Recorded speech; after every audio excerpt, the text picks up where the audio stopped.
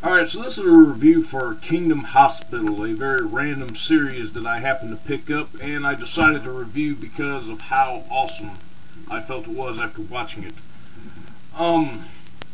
I started watching this when it came on TV in 2004, and then ultimately I never did get to finish it because of the job that I started working at the time. And I just now finished watching all 13 episodes of this miniseries, which is written by Stephen King. And I have to say that this is one hell of a ride. The best way to describe this is take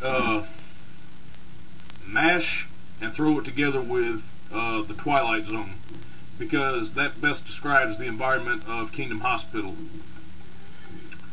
The backstory on this place is that the hospital is built on what is known as the Kingdom, which is like an older hospital which is actually buried up underneath it, and in fact the entire hospital itself is actually built on a huge industrial plant where there was an accident. And there's sort of a build up to the backstory in the final episode of what's happening here, and it's really good. The whole thing is an amalgamation. Mostly there are a lot of Dark Tower references throughout this, even though this story doesn't really connect with them. There are situations that are kind of alike in here, as well as some things from other Stephen King stories. But probably the biggest one is Stephen King's accident that he had back in 1999. Basically, he kind of retells his position on that through an artist who lays comatose throughout the hospital. He's hit by a van, kind of like Stephen King was, and he's thrown in the hospital, and he now has the ability to see ghosts around the hospital. The character who, let me check and see what his name is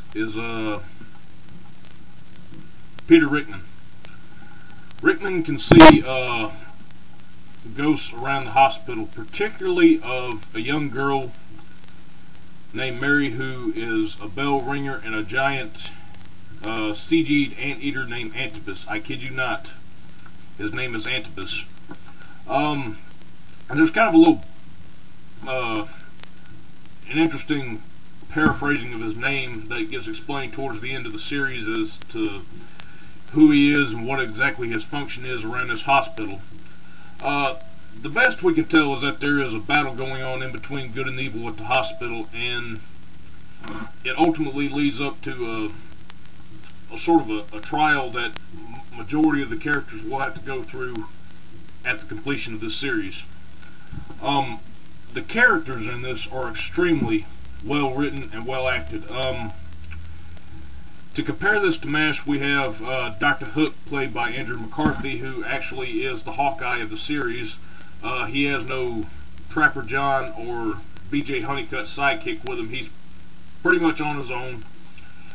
And we also have Dr. Stegman, played by Bruce Davison, who majority of people would know as Senator Kelly in the first two X-Men movies. He's the Frank Burns. He's an incompetent brain surgeon who actually wound up at this rural hospital because of a few malpractices that he committed back at a hospital in Boston General, and he's always pretty much complaining about how the hospital is not Boston General where he worked at. And you know, he is pretty much the Frank Burns of this. The other thing about this is that he's also insane. He's a very narcissistic motherfucker, and we kind of see that anything that goes wrong with him is how he's going to view the world around him. I think probably the best example of this excuse me, is when in the first episode or two is that he's parking his car, and there's a bunch of hoodlums, not really hoodlums, but homeless people that are across the street watching him and just laughing at him through all the crap that he's going through.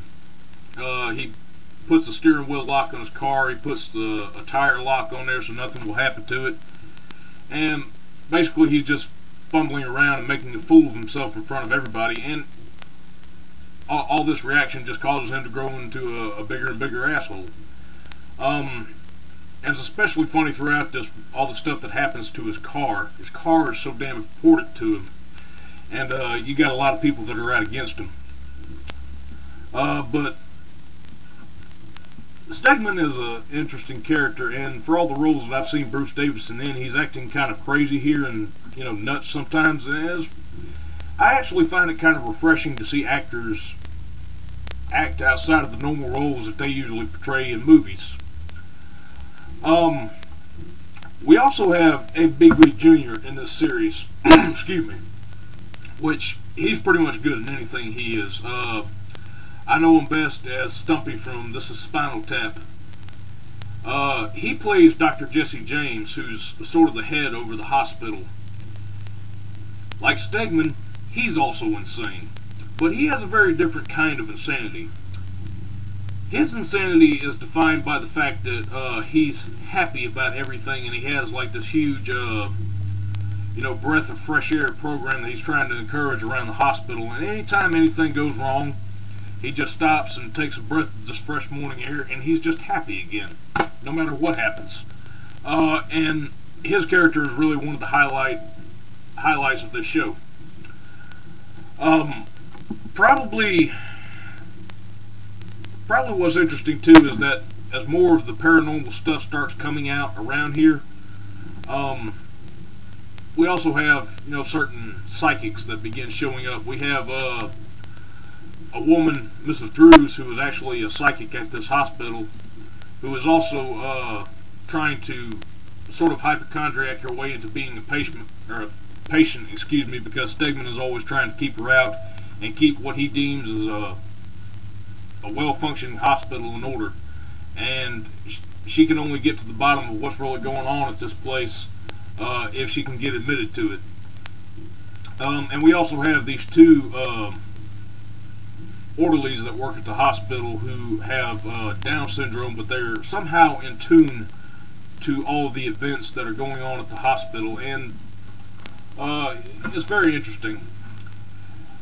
The show contains a lot of very dark humor, as well as some tongue-in-cheek kind of gags that are played, especially concerning the ghost of a headless corpse that was the victim of a practical joke post-mortem.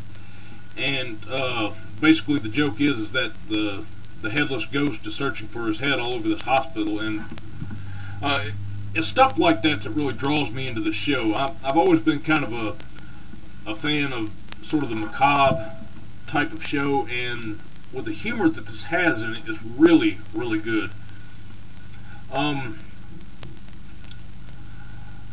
Ultimately, however, the ending is probably the only thing that really gets to me. And usually, a lot of complaints can be had about the ending of something.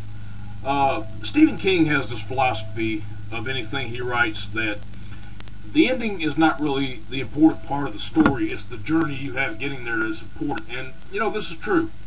The entire journey throughout this series is fun, but the ending leaves me scratching my head at logic, even though this is a TV show. I was kind of confused about how the ending worked out with it. I'm not going to say what happened entirely because that would take way too long to explain, but it's a little strange, but it's enjoyable. If you can find this somewhere, I actually highly recommend that you picked it up. I actually found this for $10 at Big Lots, which is a damn good buy for something like this. So if you haven't seen it and you look for something to get into, perhaps whet your appetite for Stephen King, I recommend that you go along with his show.